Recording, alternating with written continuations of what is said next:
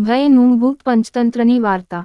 મારી ચેનલમાં નવા છો તો મારી ચેનલને લાઈક કરો, શેર કરો, સબસ્ક્રાઇબ કરો, ધન્યવાદ। લાંબા સમય પહેલા થયું હતું। એક શહેરમાં ભદ્રસેન નામનો રાજા હતો। તેમની એક ખૂબ જ સુંદર પુત્રી હતી, જેનું નામ રત્નાવતી હતું। તેના દેખાવને કારણે રત્નાવતી હંમેશા ડરતી હતી કે કોઈ રાક્ષસ આવીને તેનું અપહરણ કરી લેશે। તે દિવસ રાત આ ડરમાં જીવતી હતી। તેના ડરને દૂર કરવા માટે રાજાએ મહેલની આસપાસ એક રક્ષક મૂક્યો હતો, પરંતુ રાજકુમારી એટલી ડરી ગઈ હતી કે તે નહીં જાય।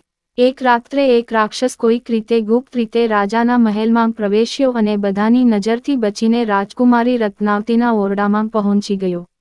રાત્રિનો સમય હતો। રાજકુમારી રત્નાવતી આ સમયે સૌથી વધુ ભયભીત હતી। તે ભયથી ધ્રુજી રહી હતી। તે રાત્રે પણ તે ઊંઘી શકી ન હતી।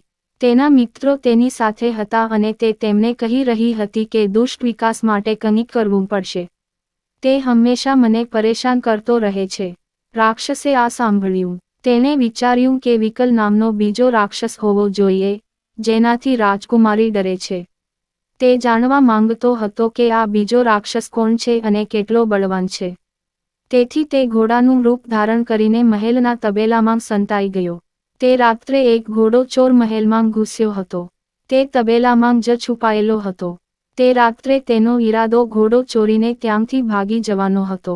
તેણે ઘોડા જેવા રાક્ષસને પકડી લીધો, તેના પર ચડ્યો અને તેને રોક્યો।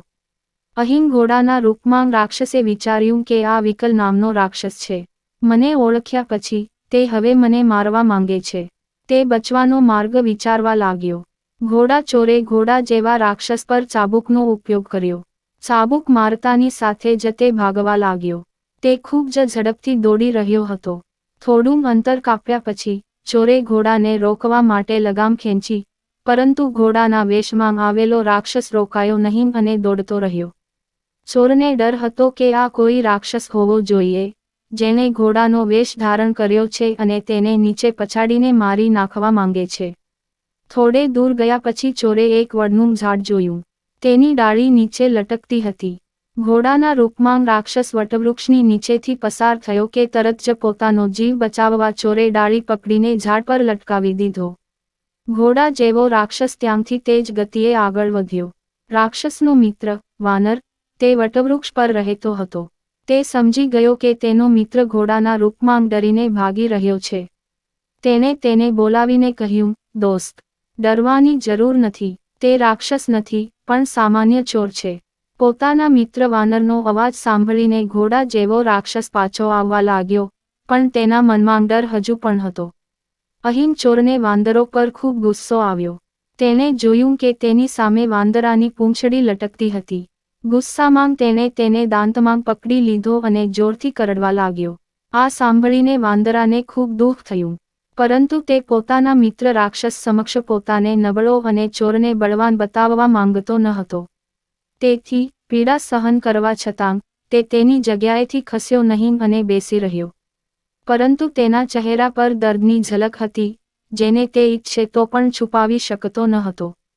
જ્યારે ઘોડા જેવા રાક્ષસે વાનરનું મુખ જોયું ત્યારે તેને કહ્યું, મિત્ર, તમે ગમે તેટલું છુપાવો, તમારો ચહેરો કહે છે કે તમે રાક્ષસની પકડમાં છો। મારા માટે ભાગી જવું વધુ સારું છે। આટલું કહી તે ત્યાંથી ભાગી ગયો હતો। બોધ, જો તમે મુશ્કેલીનો સામનો કરી રહ્યા છો અને તમે નબળા છો, તો ભાગી જવું વધુ સારું છે। પૂરી વાર્તા સાંભળવા માટે ધન્યવાદ।